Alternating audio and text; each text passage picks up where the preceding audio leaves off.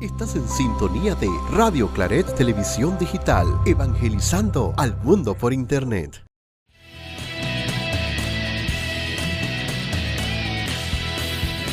Radio Claret Televisión, evangelizando al mundo por Internet.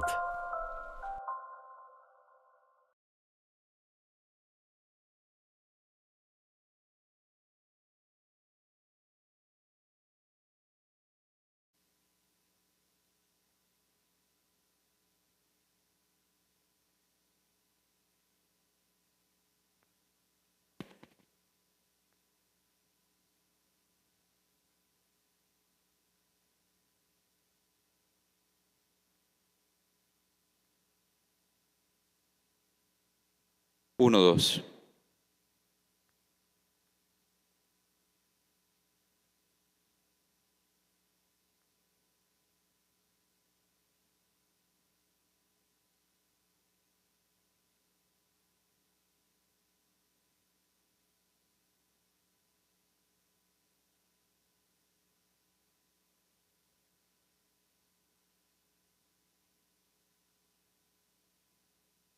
Muy buenas noches, queridos hermanos, ¿cómo están?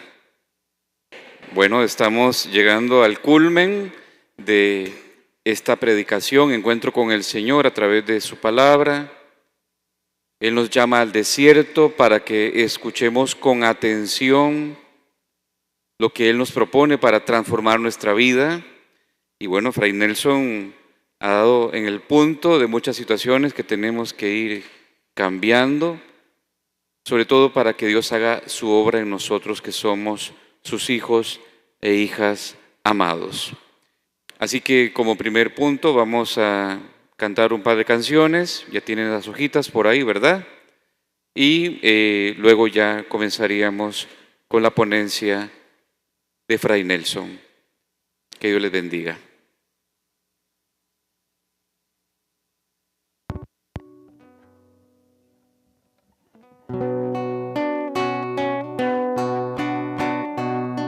Nos has llamado al desierto, Señor de la libertad. Ya está el corazón abierto a la luz de tu verdad. Subimos con esperanza la escalada cuaresmal. El pueblo de Dios hasta la cumbre pascual. Tu pueblo, Señor, camina desde la aurora al ocaso. A tu Pascua se encamina y te sigue paso a paso. Nos ha llamado al desierto, Señor de la libertad, y está el corazón abierto a la luz de tu verdad. Subimos con esperanza la escalada cuaresmal. El pueblo de Dios avanza hasta la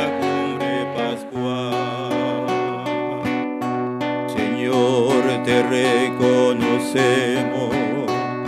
y tu palabra escuchamos, tus caminos seguiremos y tu ley de amor cantamos. Nos ha llamado al desierto, Señor de la libertad, y está el corazón abierto a la luz de tu verdad. Subimos con esperanza la escalada cuaresmal. El pueblo de Dios avanza hasta la cumbre pascual. Te acercas, Señor, tu día todo florece con su luz y su alegría. Buen camino resplandece. Nos ha llamado al desierto, Señor de la libertad. Está el corazón abierto a la luz de tu verdad. Subimos con esperanza la escalada cuaresmal y el pueblo de Dios avanza hasta la cumbre pascual.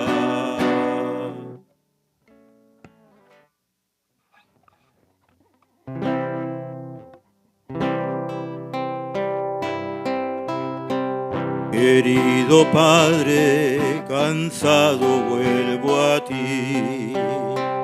Haz que conozca el don de tu amistad, vivir por siempre el gozo del perdón, y en tu presencia tu fiesta celebrar. Pongo en tus manos mis culpas, oh Señor. Estoy seguro de que eres siempre fiel. Dame la fuerza para poder andar, buscando en todo hacer tu voluntad. Padre, yo busco tu amor. Padre, vuelvo a ti. Mira que tu hijo soy. Padre, vuelvo a ti. Padre, yo busco tu amor. Padre, vuelvo a ti. Mira que tu hijo soy. Padre, vuelvo a ti. Lo reconozco, a veces olvidé que eres mi Padre y que a mi lado estás, que soy tu hijo y me aceptas como soy. Solo me pides, vive en sinceridad. Quiero sentirte cercano a mi Señor, oír tu voz que me habla al corazón, sentirme libre de tu libertad, del signo vivo de la fraternidad. Padre, yo busco tu amor. Padre, vuelvo a ti. Mira que tu hijo soy. Padre, vuelvo a ti. Padre, yo busco tu amor. Padre, vuelvo a ti. Mira que tu hijo soy. Padre, vuelvo a ti.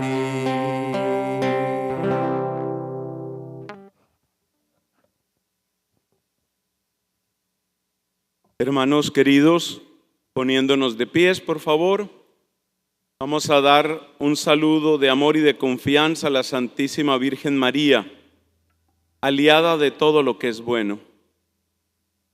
Dios te salve María, llena eres de gracia, el Señor es contigo. Bendita tú eres entre todas las mujeres, bendito es el fruto de tu vientre Jesús. Santa María, Madre de Dios, ruega por nosotros pecadores, ahora y en la hora de nuestra muerte. Amén. En el nombre del Padre, y del Hijo, y del Espíritu Santo. Amén. Siéntense, hermanos, por favor. Vamos a hacer en esta reflexión, en este compartir, vamos a hacer un ejercicio de cardiología teológica. Cardiología tiene que ver con el corazón. Cardiología teológica porque los médicos nos enseñan muchas cosas sobre ese órgano que está en el centro de nuestro pecho, con todas las características fisiológicas, con todos sus tejidos. Pero aquí vamos a hablar del corazón y vamos a hablar de cómo el corazón se endurece, por qué se endurece, y vamos a hablar de cómo Dios en su bondad nos ha mostrado un corazón tierno y compasivo. Y vamos a mirar cómo ese corazón compasivo del Señor es lo que puede realmente sanar al mundo enfermo.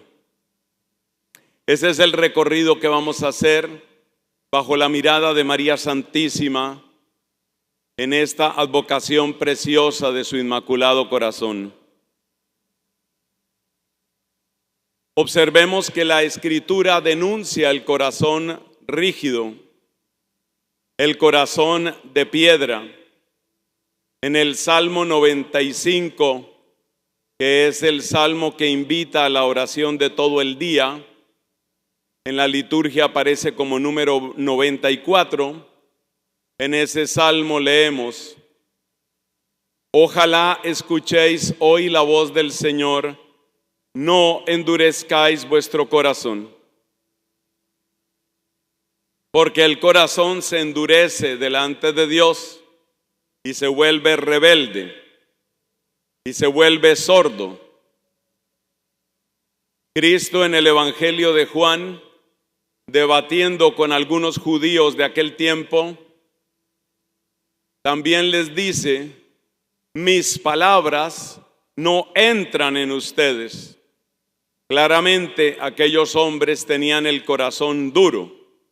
Mis palabras no entran en ustedes. La Biblia nos enseña el peligro de ese corazón endurecido, porque ese corazón endurecido es un corazón sordo y desobediente, que pronto tomará el camino del pecado, se apartará de Dios e irá hacia su ruina. Como dice un salmo, son un rebaño para la muerte, son un rebaño para el abismo, la muerte es su pastor y bajan derechos a la tumba.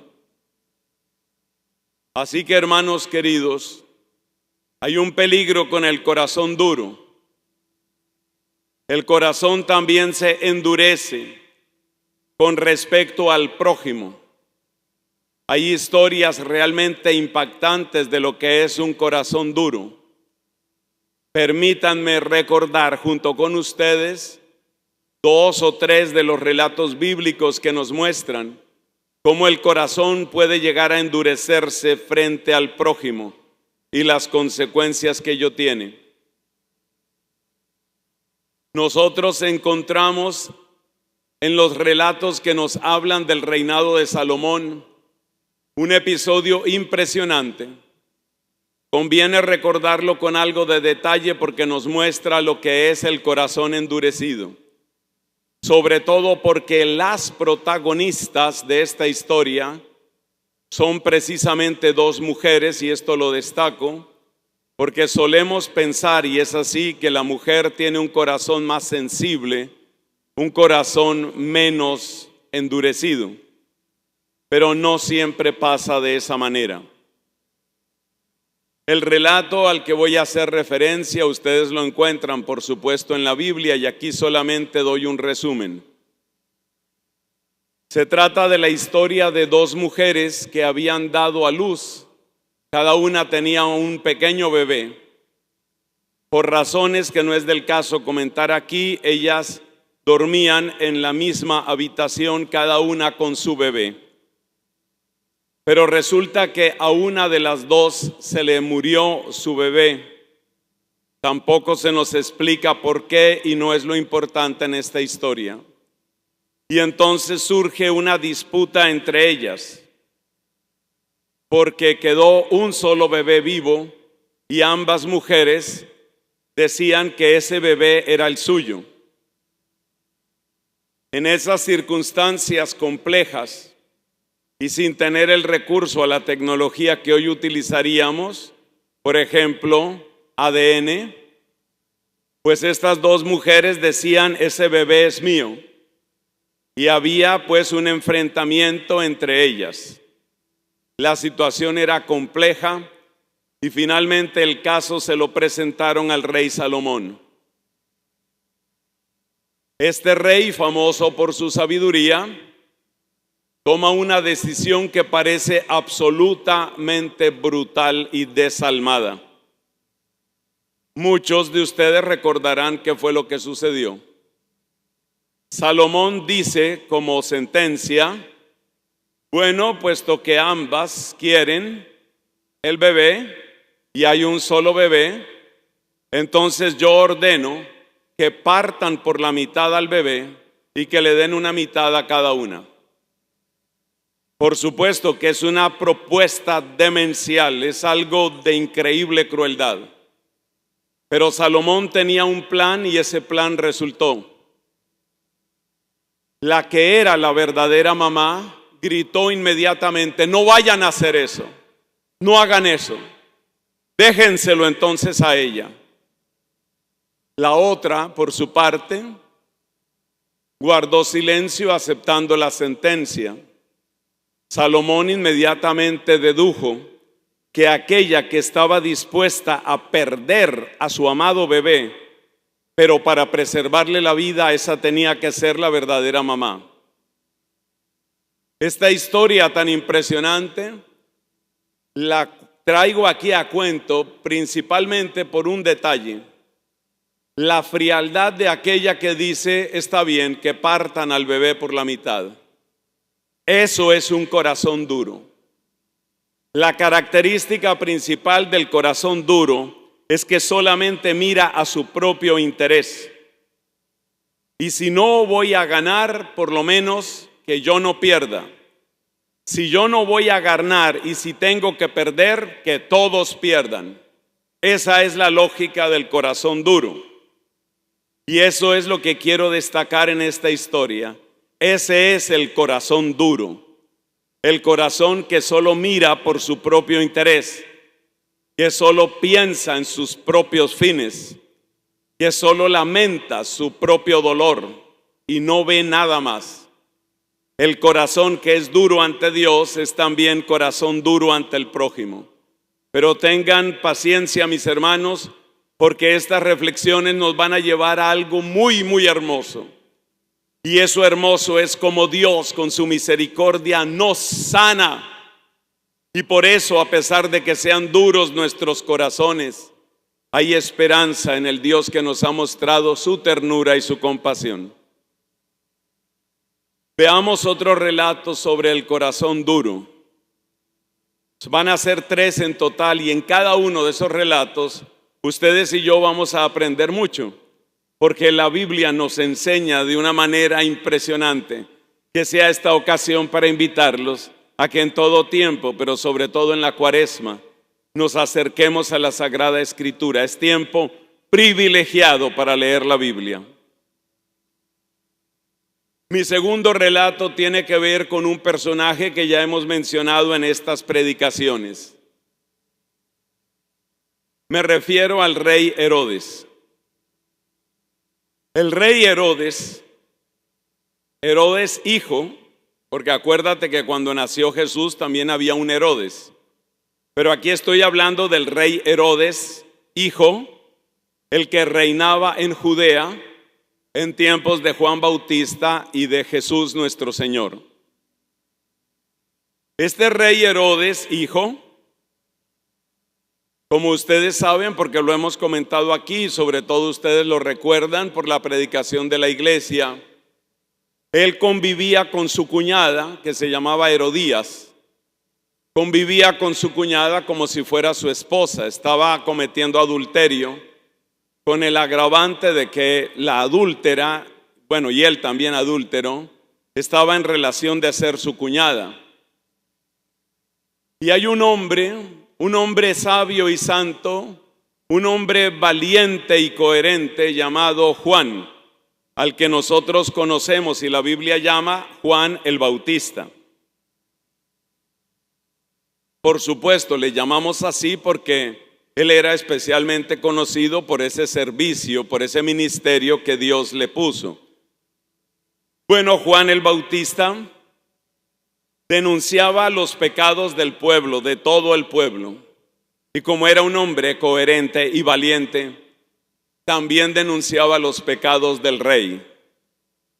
Entonces, le decía al rey, le decía a Herodes: no te es lícito quedarte con la mujer de tu hermano. Estás cometiendo adulterio, estás ofendiendo a Dios. Lo sorprendente de este relato es que la Biblia nos dice que Herodes escuchaba con gusto a Juan. Te voy a decir otra cosa. La Biblia también nos dice en los evangelios que Herodes le pedía consejos a Juan. Y es bien posible afirmar que el único amigo verdadero que tenía Herodes era Juan, porque Herodes estaba rodeado de gente aduladora. Ya sabes que los poderosos, especialmente cuando su poder es totalitario, inevitablemente terminan con un círculo de gente que solamente les aplaude, les sonríe, les aprueba. Aquellos que a veces se les llama los yes men, es decir, la gente que todo va a decir que sí y va a aprobar y va a aplaudir. Son aduladores porque en el fondo están buscando su propio provecho. La Sagrada Escritura no nos dice que Herodes fuera un tonto. Él se daba cuenta que toda esa gente que lo rodeaba eran unos oportunistas y que detrás de toda esa lisonja y esos elogios artificiales y detrás de toda esa adulación había simplemente mentira y que cada uno estaba buscando lo suyo. Pero había un hombre que no pertenecía a ese círculo de aduladores. Había un hombre maravilloso, un hombre de los pocos en toda la historia que ha recibido un elogio de Jesucristo. Piensa lo que estoy diciendo. Jesús elogió a Juan Bautista y las palabras con que lo elogió no fueron poca cosa.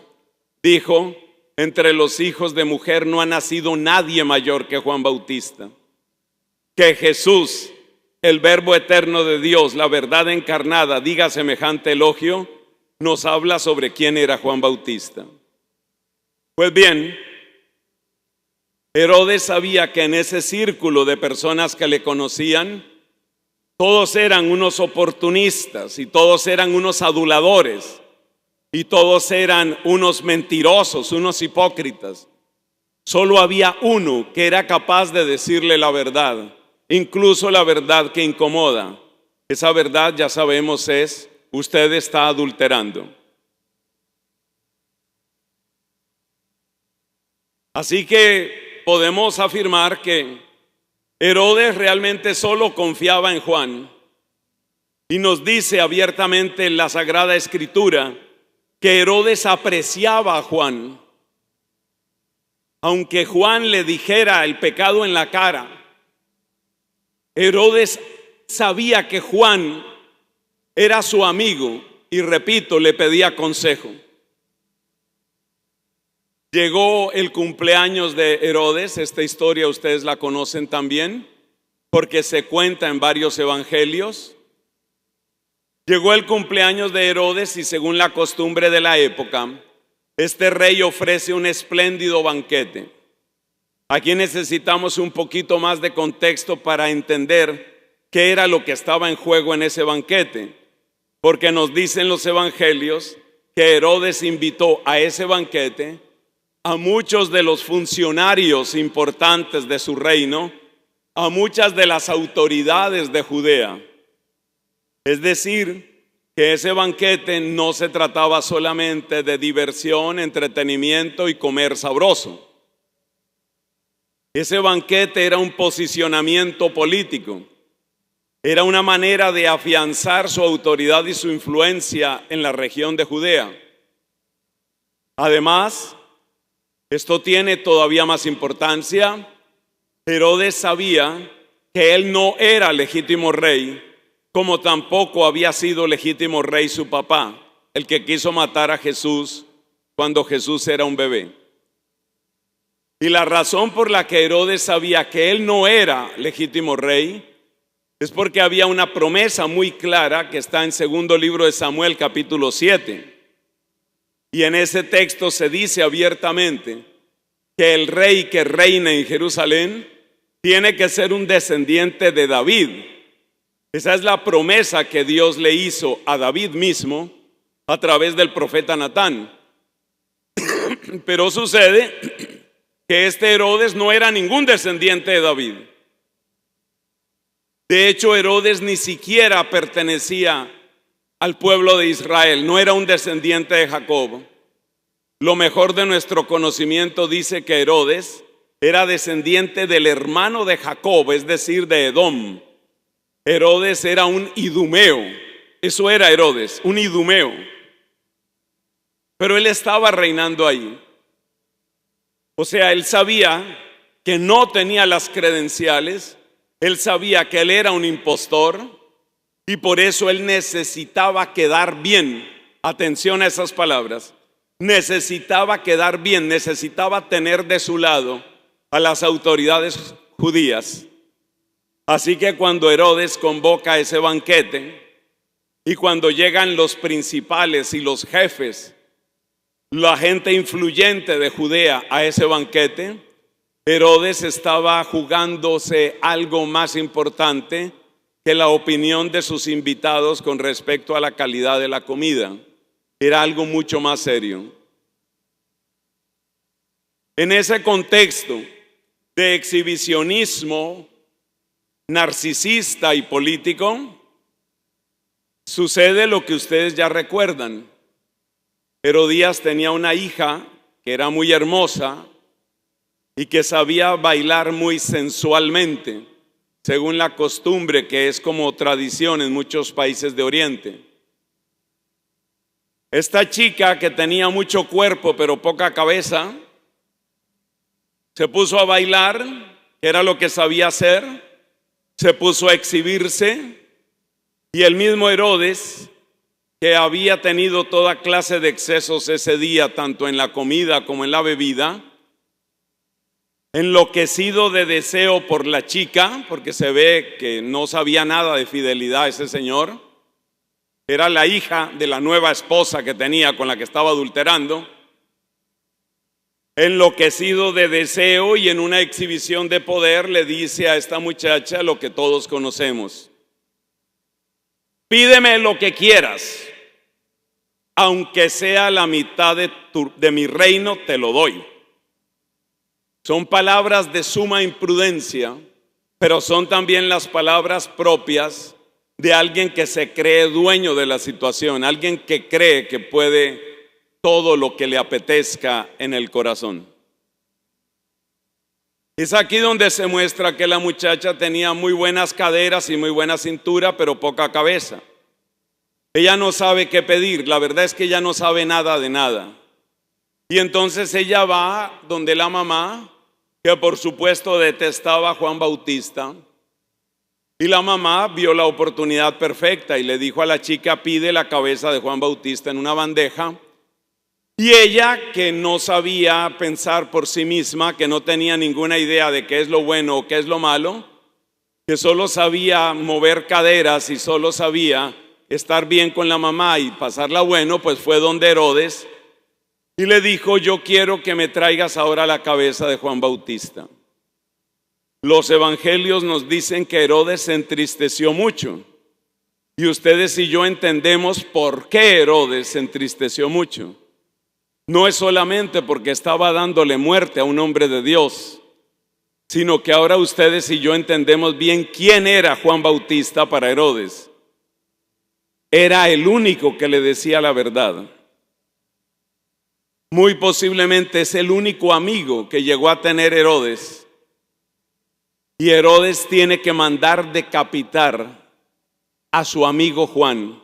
Es que la historia es mucho más dramática de lo que parece cuando uno la lee sin el contexto. Herodes tiene que mandar que sea ejecutado Juan, que es su único amigo, que es el único que de verdad lo quiso bien, que es el único que le decía la verdad. Y aquí conectamos con el tema principal de la cardiología teológica en que estamos. ¿Por qué? ¿Por qué Herodes hace eso? ¿Por qué Herodes endurece su corazón hasta el punto de decir entonces que muera Juan, el único amigo que tenía, el único consejero sincero? ¿Por qué Herodes dice eso? La explicación que nos dan los evangelios es porque Herodes sentía temor de incumplir su palabra delante de esos invitados. ¿Y por qué Herodes sentía temor de incumplir su palabra? Porque si Herodes no cumplía lo que acababa de jurar que le iba a dar a esa chica hasta la mitad de su reino, si él no cumplía esa palabra, Herodes se desacreditaba delante de todas las autoridades. Herodes quedaba como un payaso, quedaba como un tipo que no era de fiar. Y lo peor que le podía pasar a Herodes era desacreditarse de esa manera. Porque si Herodes se desacreditaba de esa manera, los rumores persistentes y la oposición creciente hacia él iba a reventar. Si Herodes incumplía su promesa, inmediatamente tomarían más fuerza las voces de los que decían: ¿qué hace ese pedazo de impostor mandándonos a todos nosotros? O sea que ¿por qué Herodes endureció su corazón hasta el punto de mandar decapitar a su mismo amigo? ¿Por qué lo hizo? Porque necesitaba cuidar sus intereses. Porque Herodes hizo rápidamente, aunque estuviera borracho, hizo las sumas y las restas y se dio cuenta: o se muere Juan o me muero yo. Porque si yo no decapito a Juan delante de esta gente, nunca más me van a creer lo que yo ordene. Nunca más me van a creer mis promesas. Y entonces me van a derrocar. Y si me llegan a derrocar, lo que viene para mí es lo que yo le voy a hacer a Juan. Dicho de manera más simple: o él o yo. Así de sencillo. Y por eso Juan murió decapitado. Eso es lo que celebramos el 29 de agosto, la memoria del martirio de San Juan Bautista. Por eso Juan murió decapitado y por eso Herodes llegó a matar a su mejor amigo.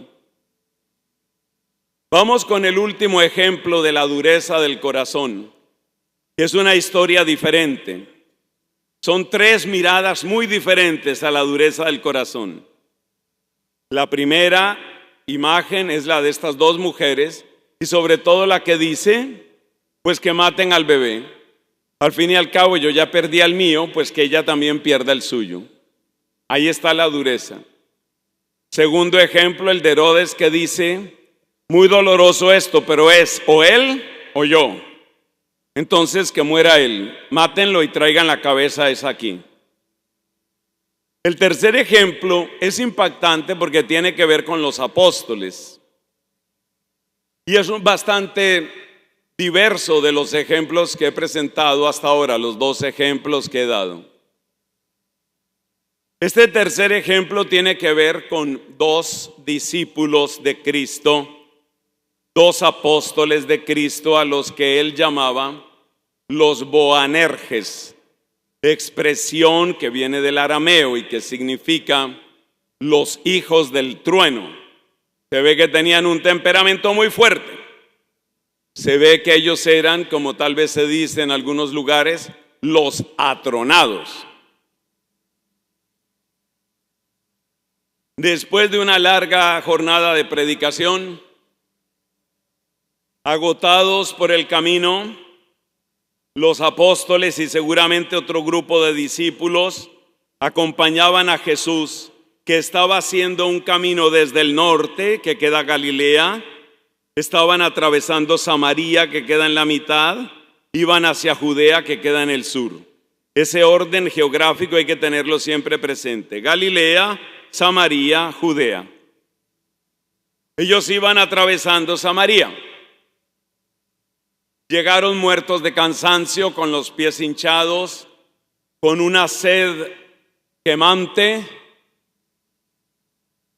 casi sin poder caminar más. Llegan a una aldea de samaritanos.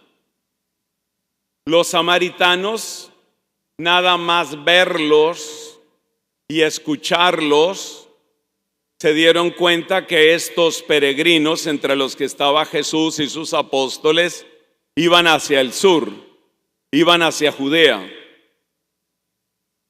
La Biblia nos explica que los samaritanos no se entendían bien con los judíos, ni los judíos con los samaritanos, a pesar de que eran vecinos. Había situación de mutuo desprecio y de continua hostilidad entre samaritanos y judíos. Así que estos samaritanos vieron que aquellos caminantes estaban simplemente exhaustos, estaban a punto de desfallecer, pero endurecieron el corazón y les dijeron: aquí no se quedan ustedes, hagan lo que se les dé la gana, pero aquí no se van a quedar. Esto ya fue demasiado para todos, pero dos tomaron la palabra. Esos dos fueron Santiago y Juan, los atronados. Y entonces estos dos, que eran hijos de Zebedeo, le dijeron a Cristo, más informándole que pidiéndole permiso, le dijeron: Señor, ¿quieres que mandemos bajar fuego del cielo que los consuma? Observa cómo ya ellos se consideraban con un poder muy grande, porque ellos no le dicen a Jesús: Jesús, manda tú bajar fuego del cielo. Ellos ya se consideraban poderosos. Como comentaba un sacerdote una vez, es el primer caso de clericalismo que tenemos en el Nuevo Testamento. Ellos se consideraban: tenemos el poder. Qué triste es la condición del que utiliza el evangelio para creerse poderoso y no servidor. Entonces le dicen a Jesús: ¿quieres que bajemos fuego del cielo? Ellos esperaban ver en vivo y en directo una especie de segunda parte de Sodoma y Gomorra. Jesús, que tenía que estar igual o peor de cansado que ellos, les respondió con estas palabras que ellos tardaron mucho tiempo en comprender. Les dijo Jesús: ustedes no saben de qué espíritu son. Y diciendo eso, siguió el camino con todo el cansancio y la sed que todos tenían. En este tercer ejemplo que les estoy dando encontramos una doble dureza, ¿no? Porque está la dureza de los del pueblo, que es la dureza propia del prejuicio. Tú eres judío, o en todo caso quieres a los judíos. Tú aquí no te quedas. Si te vas a morir caminando, te mueres afuera de este pueblo. Esa es una dureza. Y luego está la dureza de los otros, que es la dureza de la venganza. Así que no te importa mi cansancio, pues a mí tampoco me va a importar que tú te achicharres con el fuego del cielo que voy a hacer bajar. Observamos, hermanos, estas manifestaciones de la dureza del corazón. Nos damos cuenta que el corazón se endurece cuando pretende centrarse únicamente en sus intereses. nos damos cuenta que esos intereses pueden ir desde la posesión de un bebé hasta la conveniencia política, hasta los prejuicios sociales o culturales, y ya sea por los simples intereses personales o por estos otros factores, el corazón humano es capaz de endurecerse frente al prójimo. Nos damos cuenta que el corazón se puede endurecer ante Dios, como en aquella escena que ya recordaba con ustedes, cuando Jesús les dice a aquellos judíos: mis palabras no entran en ustedes. Eso es dureza ante Dios. Pero también está la dureza ante el prójimo. Y por eso hay un pasaje en el profeta Isaías que dice: no te cierres a tu hermano, no te cierres a tu propia carne, invitando a que no haya dureza. Incluso en la ley de Moisés, que tiene fama de ser tan dura, hay una expresión que conmueve mucho: si tu enemigo tiene hambre, dale de comer, y si tiene sed, dale de beber. O sea que la Escritura misma nos invita a no tener ese corazón duro. Nos invita a abrir el corazón para recibir la palabra divina. Y nos invita a abrir el corazón para compadecernos del que sufre, del que está pasándola mal, del que está en verdadera necesidad, independientemente de cómo nos sintamos con esa persona. Este no es un tema de sentimientos puramente carnales o superficiales. Es tema de un amor muy, pero muy profundo.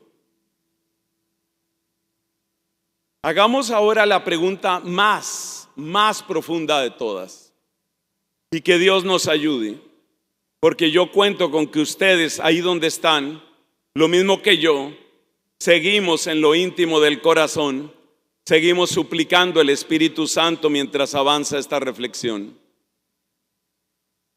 Antes de plantear esa pregunta, quiero recordar con ustedes un texto impactante del profeta Jeremías en el capítulo 17. Dice: nada más falso y enfermo que el corazón. ¿Quién lo entenderá? Yo, el Señor, sondeo el corazón para dar al hombre según su conducta. El corazón humano se manifiesta como un misterio. Que una mujer llegue a decir: maten a ese bebé, no es mío. Hay un misterio ahí. Que un hombre diga: maten a mi amigo con tal de que yo me salve, muestra hasta dónde puede ser profundo y oscuro y sucio el corazón. Que alguien pueda ver a su prójimo desfallecido de cansancio y le diga: aquí no te quedas, muérete allá afuera, pero aquí no te quedas. ¿Por qué llegamos a esa dureza? Esa es la pregunta. ¿Cuál es la raíz profunda de esa dureza? Esa pregunta tiene una actualidad muy grande si pensamos en los conflictos que está viviendo nuestro mundo en estos días. Para mí es terriblemente impactante escuchar la frialdad con que las distintas partes en conflicto en las guerras actuales hablan de sus oponentes. Algunas veces dicen: hemos matado a tantos. Otras veces utilizan eufemismos: hemos neutralizado a tantas personas. Esa frialdad con que escuchamos que unos hablan de otros, ya se trate de palestinos, israelíes, ya se trate de gente de Irán, o se trate de pakistaníes con respecto a la India, o de rusos con respecto a Ucrania, y así sucesivamente.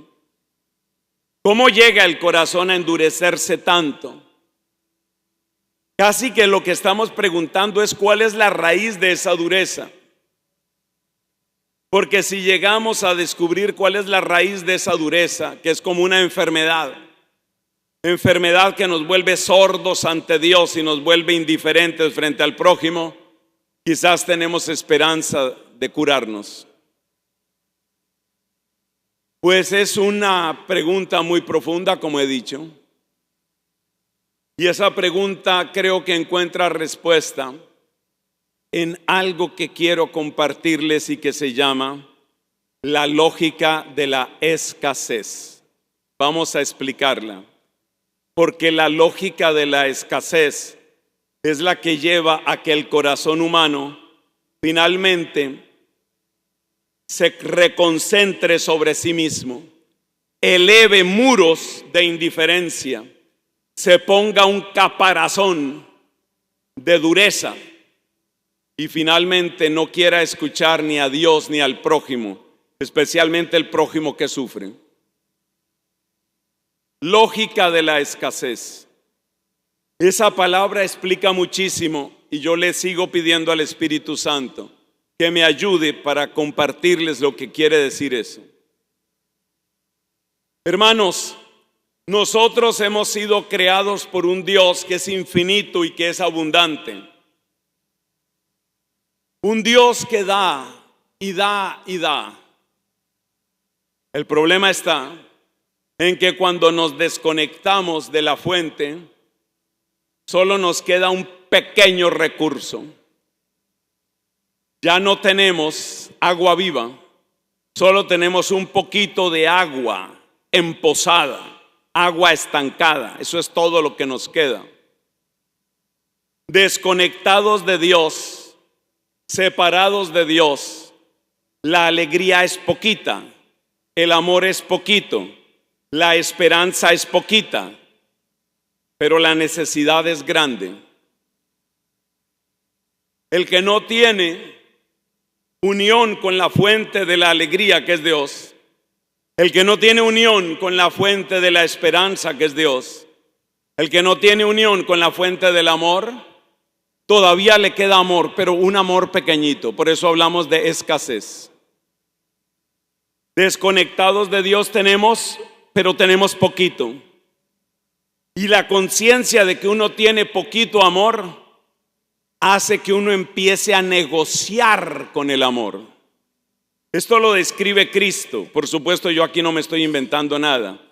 Yo simplemente trato de exponer y de predicar lo que está en la Biblia y en el testimonio de los santos. Cristo nos habla de esto.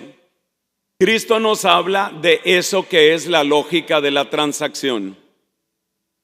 La lógica de la transacción es la hija mayor de la lógica de la escasez. ¿Cómo es la lógica de la transacción? Yo te voy a tratar bien a ti, pero solamente si me doy cuenta que tú me vas a tratar bien a mí. A ti te voy a invitar a mi casa, pero solamente si tengo certeza de que tú también me vas a invitar a la tuya. Esto está en Mateo capítulo 6, la lógica de la transacción. Y Cristo critica la lógica de la transacción queriendo que nosotros nos salgamos de ella. Cristo dice, por ejemplo, si ustedes invitan solamente a los que los invitan, ¿qué mérito tienen? Si ustedes prestan solamente a los que les pueden pagar, ¿qué mérito tienen? Esa es la lógica de la transacción. La lógica de la transacción parece aceptable ante la racionalidad humana, porque la lógica de la transacción simula justicia. Yo te doy una sonrisa porque tú también me sonríes. Yo te trato bien a ti porque tú me tratas bien a mí. En cambio a ti te trato muy mal porque tú me tratas mal a mí. Eso parece que es justo, es una transacción.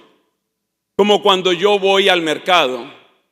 Si voy a comprar ropa en el mercado y digo, me interesan, qué sé yo, estos pantalones, pues la persona que me atiende dice, perfecto, ¿dónde está el dinero?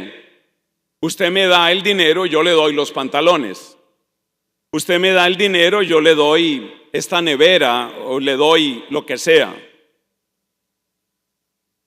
La lógica de la transacción parece aceptable a la razón humana porque simula justicia.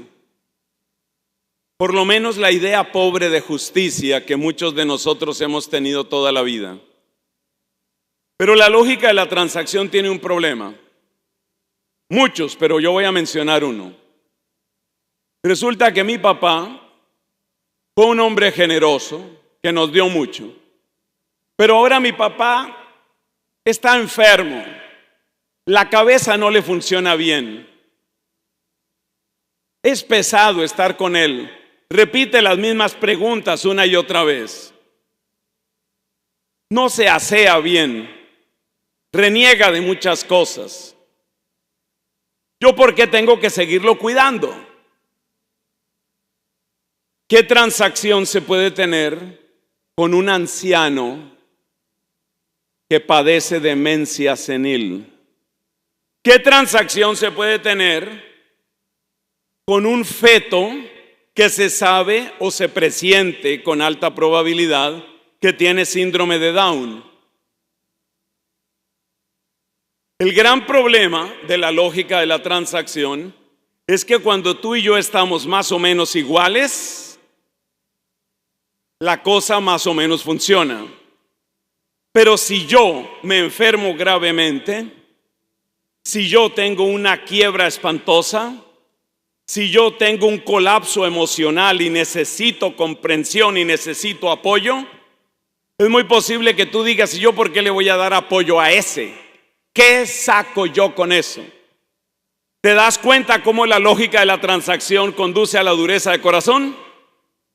El que vive en la lógica de la transacción no puede tener un corazón sensible, ni compasivo, ni generoso. Porque para ser generoso, comprensivo o misericordioso, se necesita superar la lógica de la transacción. ¿Y por qué uno se queda con la lógica de la transacción? Porque debajo de la lógica de la transacción está la raíz pútrida. Y la raíz podrida de la lógica de la transacción es la lógica de la escasez. Imagínate, y que Dios preserve y bendiga siempre a Panamá y los hogares aquí representados. Imagínate que se presenta una situación espantosa de bloqueo total y empiezan a escasear los alimentos. Pero a escasear, como ustedes saben que ha pasado en algunos países de nuestra América Latina, a escasear.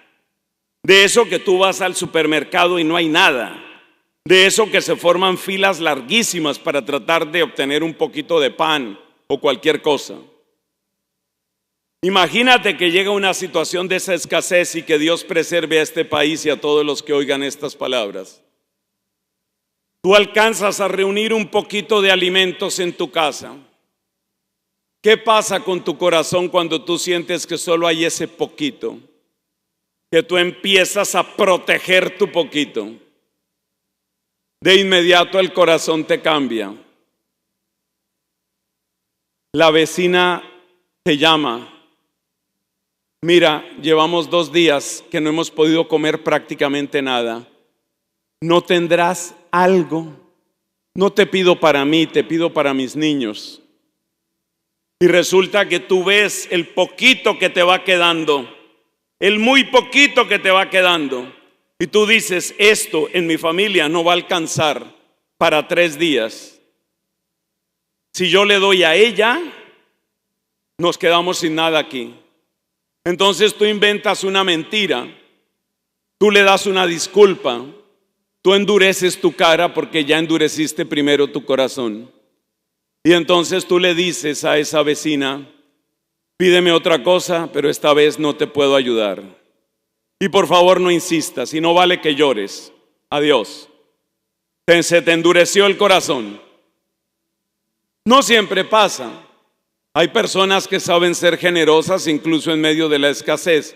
Pero te doy ese ejemplo porque se entiende.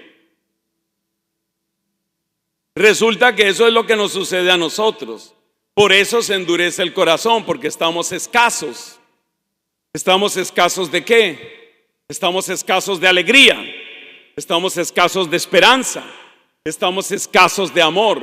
Estamos escasos de sentido. Sentido significa ¿para qué es la vida? ¿Qué estoy haciendo aquí? ¿Por qué? ¿Cuál es la razón para levantarme por la mañana? Entonces, cuando estamos escasos, la lógica de la transacción empieza a crearse en el corazón. Y por eso nos volvemos duros. Y por eso sonreímos muy poquito. Y por eso empezamos a medir las personas en términos de objetivos, propósitos, ganancia finalmente. Y por eso uno empieza a comportarse como aquellas mujeres del tiempo de Salomón. Y por eso uno empieza a comportarse como Herodes. O como decía, con una agudeza impresionante, un sacerdote: hermanos, no sean tan duros con Herodes, porque cada uno de nosotros lleva un Herodes chiquito en el alma. Ay, ¿cómo se te ocurre? ¿Cómo se te ocurre? ¿Cómo se te ocurre? Dime qué es el aborto voluntario, dime qué es. Yo tengo bastante más de 30 años de sacerdote y he escuchado muchos más pecados de aborto de los que yo jamás hubiera querido oír. Y cada una de esas personas que ha llegado al aborto ha tenido que tomar una decisión espantosa. No se trata aquí de hundir ni de condenar a esas mujeres, no se trata de eso. Por favor, entiéndanme bien, por favor. Pero comprendamos lo que han vivido esas personas. Me acuerdo una persona que me decía, una mujer que había hecho su aborto, decía: yo nunca quise hacerlo, pero es que se me dañaba todo. Se me dañaba mi relación con mi papá, que me iba a suspender toda ayuda en la universidad, se dañaba mi carrera, se dañaba mi futuro, se dañaba mi relación con mi novio, se dañaba todo. ¿Qué es eso, mis hermanos, sino la lógica de la escasez? Como quien dice, no alcanza para los dos, no alcanza para mi bebé y para mí. Como no alcanza, tengo que escoger. ¿Y sabes lo que he escogido? He escogido yo. He escogido que yo me salvo. Y pues tuvo que morir esa otra criatura. No todo el mundo obra así. Tengo recientemente el testimonio impactante de una mujer que tuvo un rarísimo embarazo ectópico. No un embarazo ectópico, ese que sucede muchas veces en las trompas. Un embarazo ectópico en una cicatriz de una intervención que le habían hecho a ella. A medida que fue creciendo el bebé, la cicatriz, el tejido de la cicatriz se dio y empezó a suceder una tragedia tras otra en el cuerpo de esta mujer.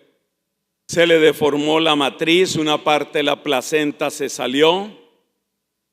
Empezó ese embarazo, empezó a invadir otros órganos internos de su cuerpo, incluyendo la vejiga y otros órganos. No quiero entrar en más detalles. Cuando esta situación trágica sucede, los médicos, todos los médicos que conocieron el caso le dijeron: no hay nada que hacer. Es necesario suspender el embarazo. Ese es uno de esos casos en que es o ella, porque ya se sabía que era una niña, o ella o yo. Y entra la conversación entre esta mujer y el esposo, porque lo que le decían los médicos era: si llega a producirse una ruptura definitiva de su matriz, el nivel de hemorragia que se va a producir, porque usted tiene una vascularización excesiva en toda esa zona, la hemorragia que se va a producir no la puede detener nadie. Y si se lograra detener esa hemorragia, la infección brutal que usted va a tener, el grado de peritonitis que se le viene encima, no lo para nadie. Es decir, si usted sigue con ese embarazo, usted está condenada a muerte. Y por supuesto, se muere usted y también se muere su bebé. Bueno, esta mujer habla con su esposo. Ya tienen 2 hijos pequeños. Esos 2 hijos van a quedar huérfanos. El esposo va a quedar viudo con 2 criaturitas. ¿Qué hacemos? Ellos hacen oración. Y entonces esta mujer valiente dice a los médicos: ustedes ayúdenme a preservar la vida. Yo no soy la dueña de esa niña. Y yo no soy ni siquiera dueña de mi propia vida. Sigo con el embarazo. La cosa se agrava y se agrava y se agrava. La vascularización suplementaria se multiplica. El peligro de hemorragia se multiplica. El problema de la placenta se agrava.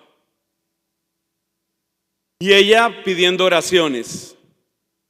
Yo soy una de centenares, de miles de personas que oramos por ella y por esa niñita. Cuando faltaba como un mes para que le hicieran la cesárea, obviamente era imposible un nacimiento, llamémoslo en las condiciones naturales. Cuando faltaba como un mes empezaron a pasar milagros. Milagros que los mismos médicos no podían entender.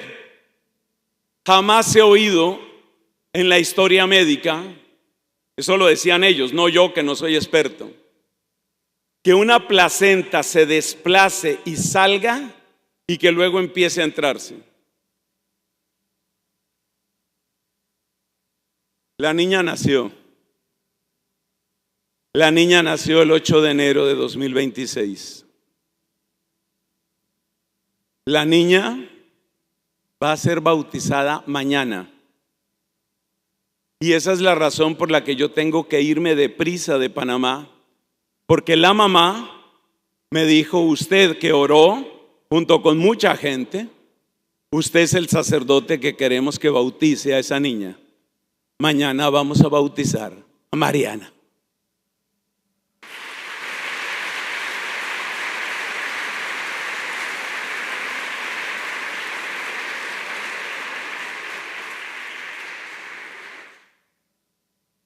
¿Por qué se endurece el corazón? Porque uno se siente escaso. Acuérdese las 4 escaseces.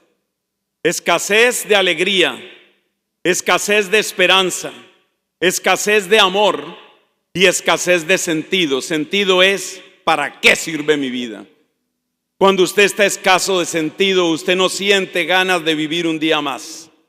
Cuando usted está escaso de amor, usted siente una especie de frialdad que no se cura con ninguna temperatura, con ninguna cobija, ni siquiera con ningún abrazo. Cuando usted se siente escaso de esperanza, usted mira el calendario y solo ve una nube negra ahí delante. Cuando usted está escaso de alegría, usted siente que el corazón se detiene una y otra vez. Por eso nos volvemos de corazón duro, porque estamos escasos. Y cuando estamos escasos, cuando tenemos crisis de escasez, entonces entramos en la lógica de la transacción. Pero la lógica de la transacción mata. Mata. Lo que le proponían los médicos a esta mujer, solo digo el nombre de la bebita, pero no diré el nombre de la mamá. Lo que le proponían los médicos a esta mujer era una transacción. Viva usted, que muera ella. Esa era la transacción que le pedían. Mejor dicho, que le exigían.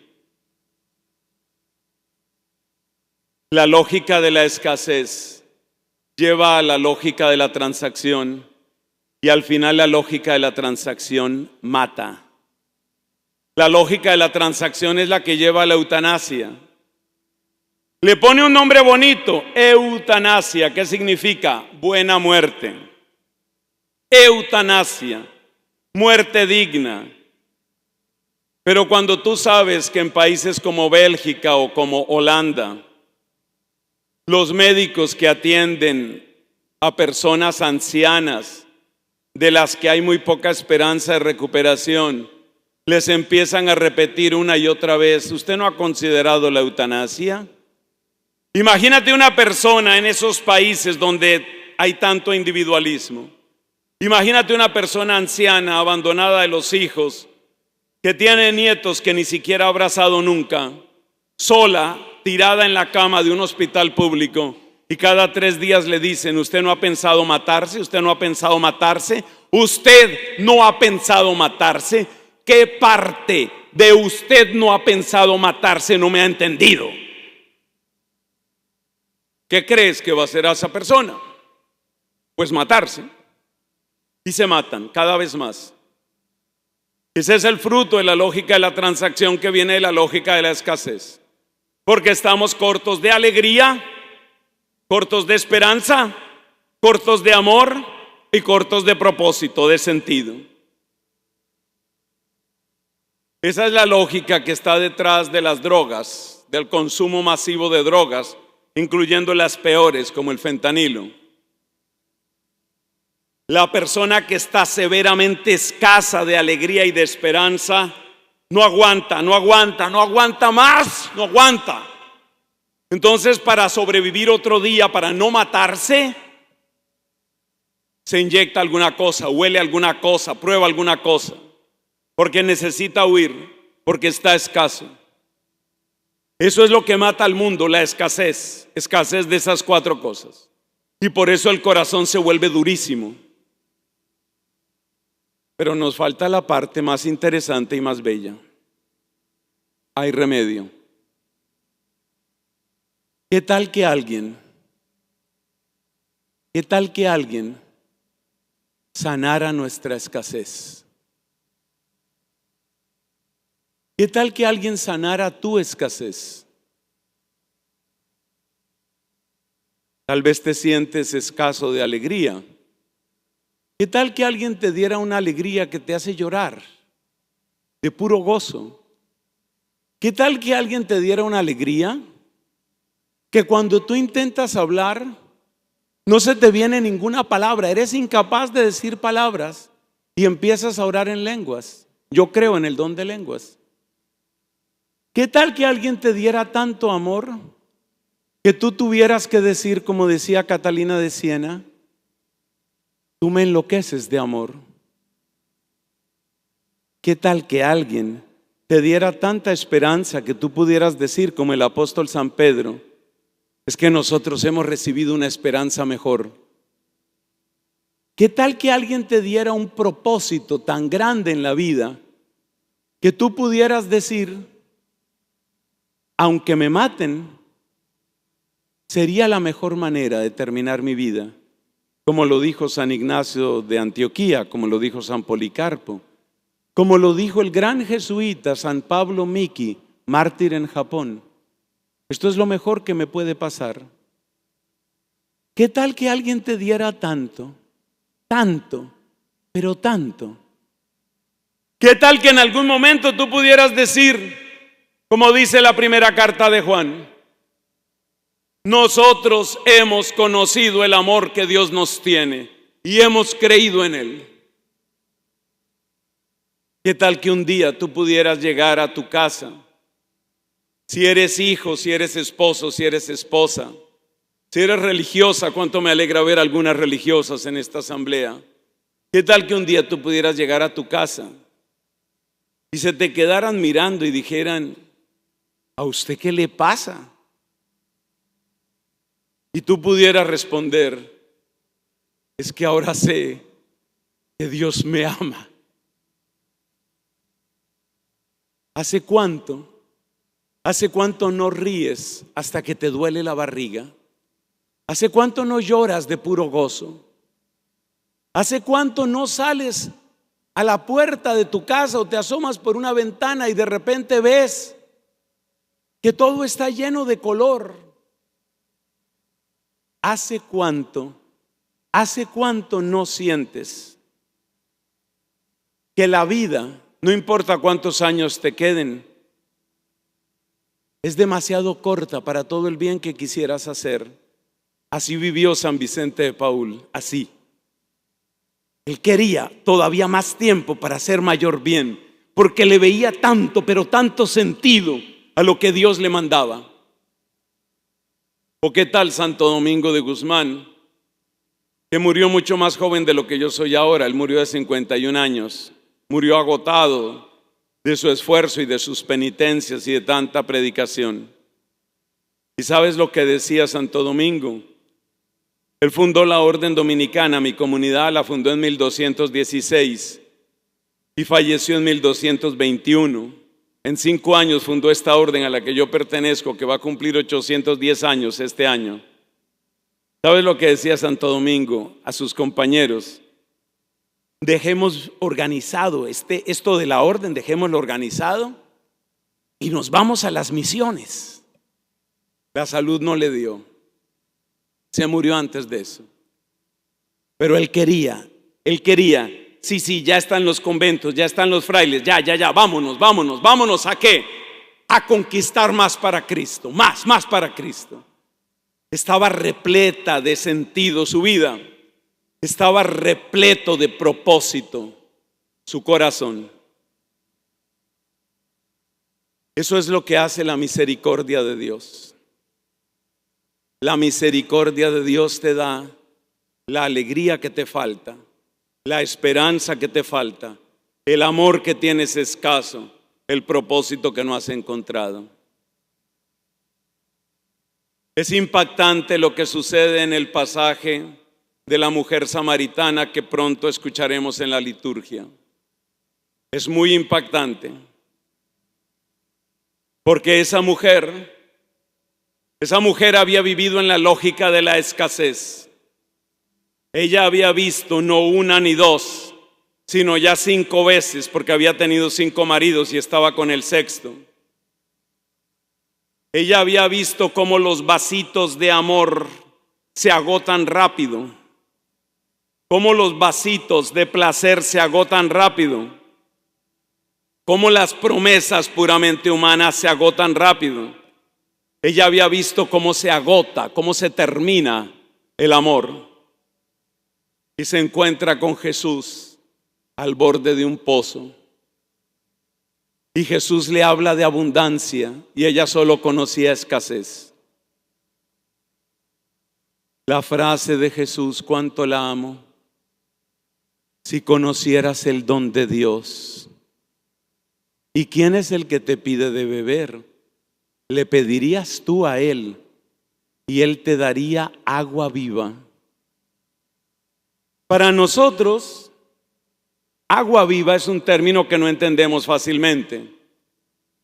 Agua viva significa agua que se renueva, agua corriente, agua que no se te va a acabar. Ella conocía la escasez. Jesús le habla de la abundancia. En otro pasaje también lo dice Jesús. El que cree en mí va a tener adentro un surtidor. Ya no te quedarás sin agua, ya no te quedarás sin alegría, ya no te quedarás sin esperanza, ya no te quedarás sin amor, ya no te quedarás sin propósito. Te voy a dar un surtidor. No te voy a dar solamente un sorbo. Te voy a dar un surtidor. Ya nunca te quedarás sin agua.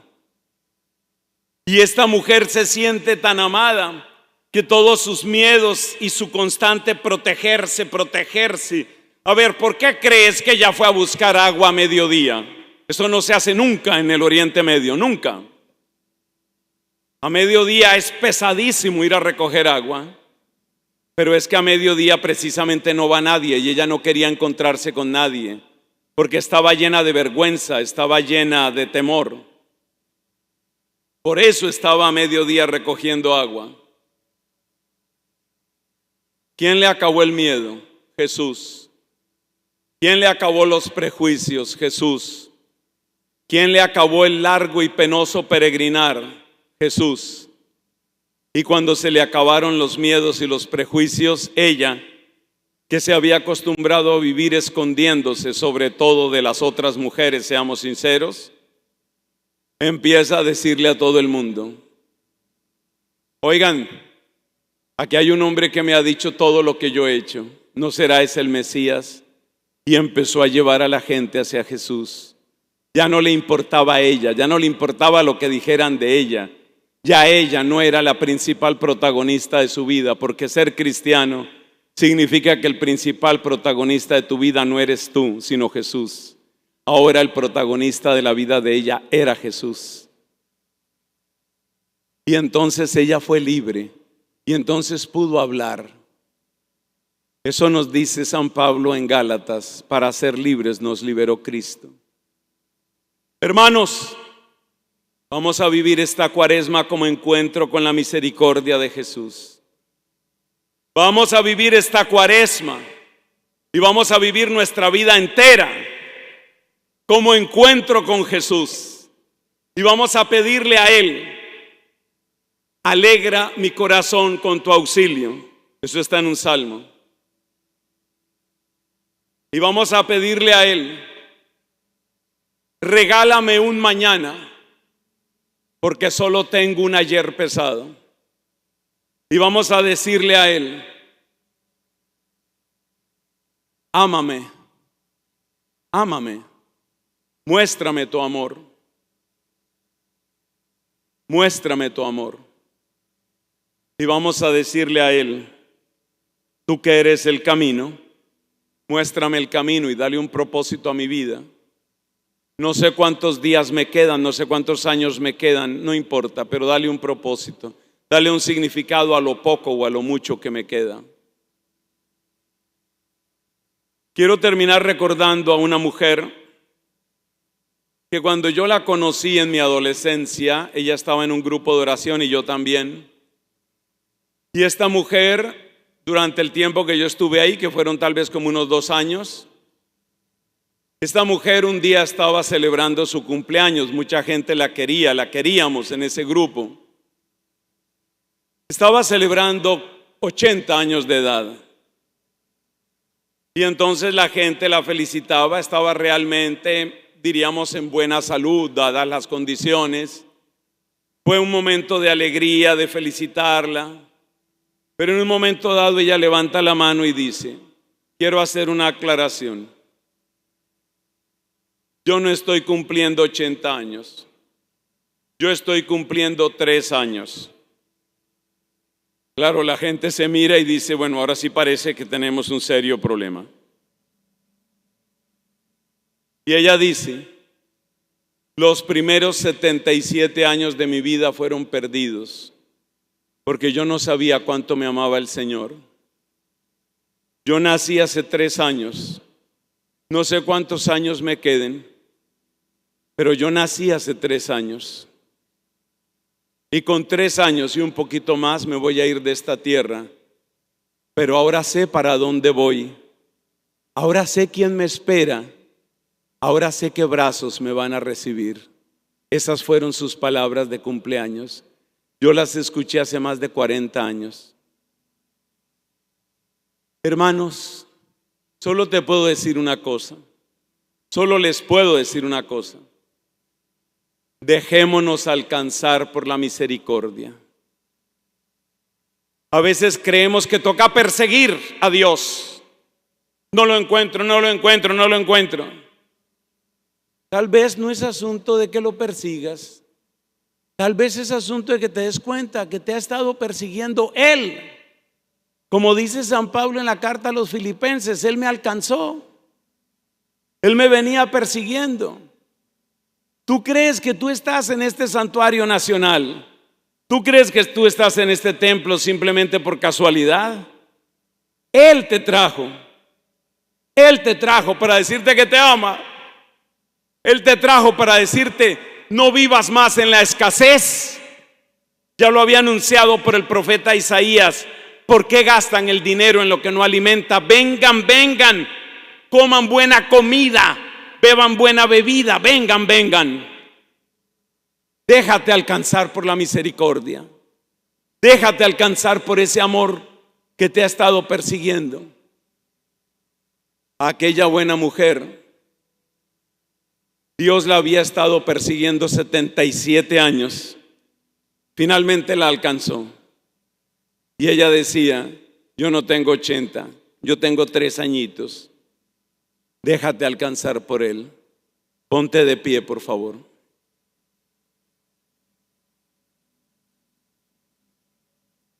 Esta vez nuestra oración va a ser simplemente el credo, el símbolo de los apóstoles. Vamos a decir el credo, porque ahí está el amor. El credo es la historia del amor. El credo es el relato de cuánto nos ha amado Dios.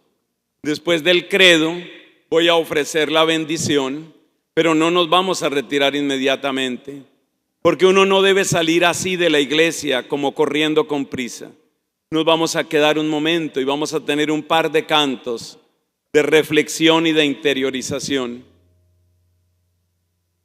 Creo en Dios Padre Todopoderoso, Creador del cielo y de la tierra.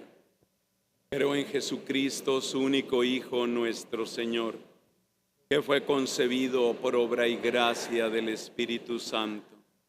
Nació de Santa María Virgen, padeció bajo el poder de Poncio Pilato, fue crucificado, muerto y sepultado, descendió a los infiernos, al tercer día resucitó de entre los muertos, subió a los cielos y está sentado a la derecha de Dios Padre Todopoderoso. Desde allí ha de venir a juzgar a vivos y muertos. Creo en el Espíritu Santo, la Santa Iglesia Católica, la comunión de los santos, el perdón de los pecados, la resurrección de la carne y la vida eterna. Amén. Voy a ofrecerles la bendición, pero recuerden, unos minutos para recibir, para asimilar a través del canto, a través de la música, asimilar ese amor que nos ha estado persiguiendo. Hoy nos vamos a dejar alcanzar. El Señor esté con ustedes. Con tu espíritu. La bendición de Dios, Padre, Hijo y Espíritu Santo, descienda sobre ustedes y los acompañe siempre. Amén. Pueden sentarse, vamos a participar de esta última parte de nuestro encuentro.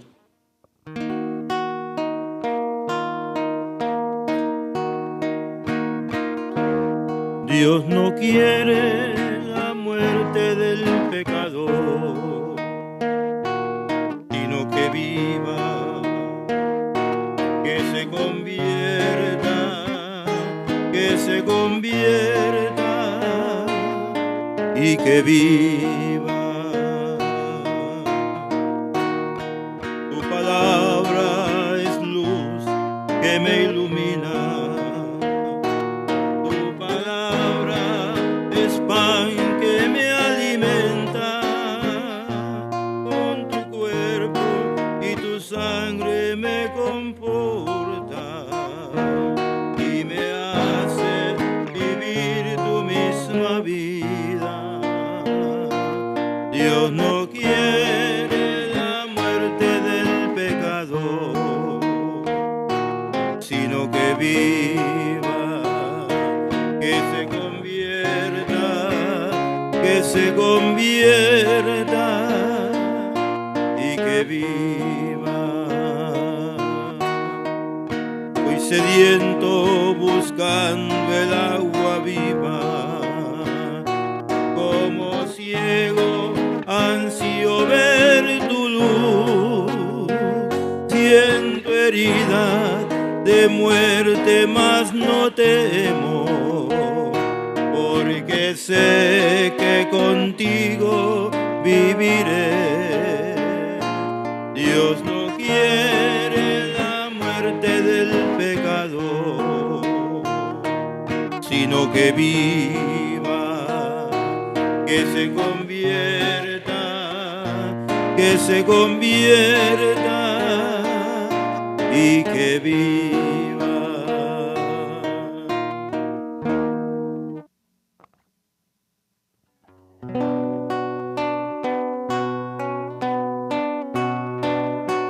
Vengo ante ti, mi Señor, reconociendo mi culpa. Con la fe puesta en tu amor, que tú me das como a un hijo. Te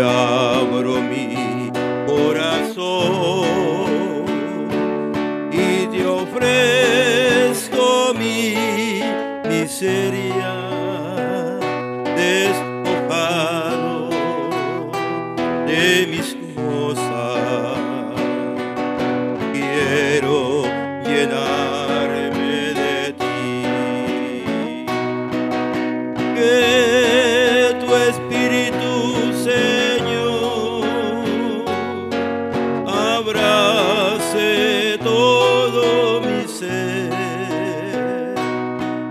Hazme dócil a tu voz, transforma mi vida entera. Hazme dócil a tu voz, transforma mi vida entera.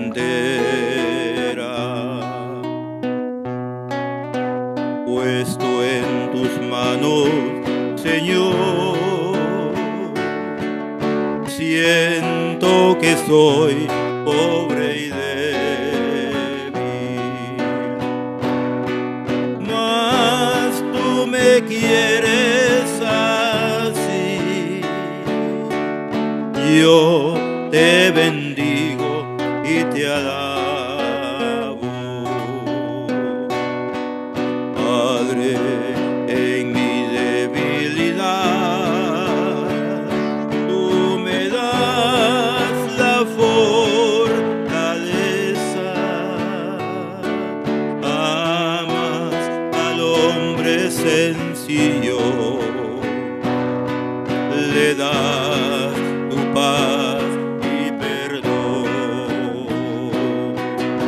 Que tu Espíritu, Señor, abrace todo mi ser. Hazme dócil a tu voz,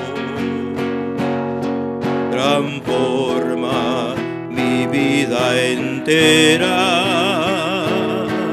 Hazme dócil a tu voz, transforma mi vida entera.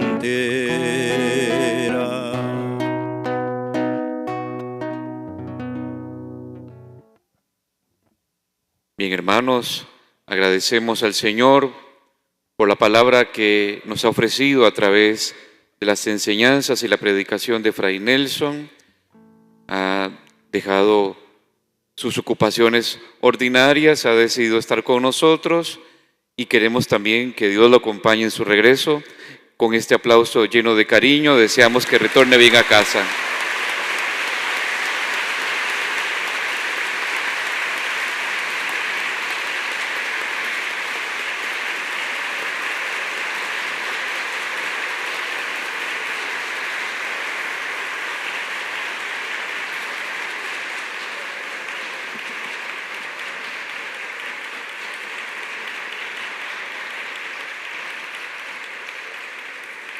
De nuevo, muchas gracias por toda su colaboración. Todo este proyecto de Cuaresma con Fray Nelson es a beneficio de Radio Claret Digital, para llegar a muchos hogares a través de las celebraciones y los programas que ofrece nuestra emisora. Que Dios les bendiga y que tengan todos una feliz noche.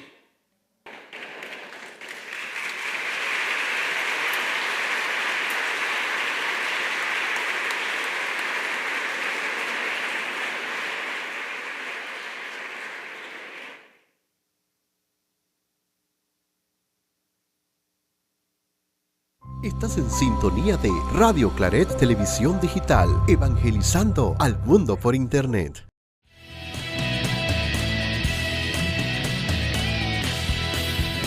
Radio Claret Televisión, evangelizando al mundo por Internet.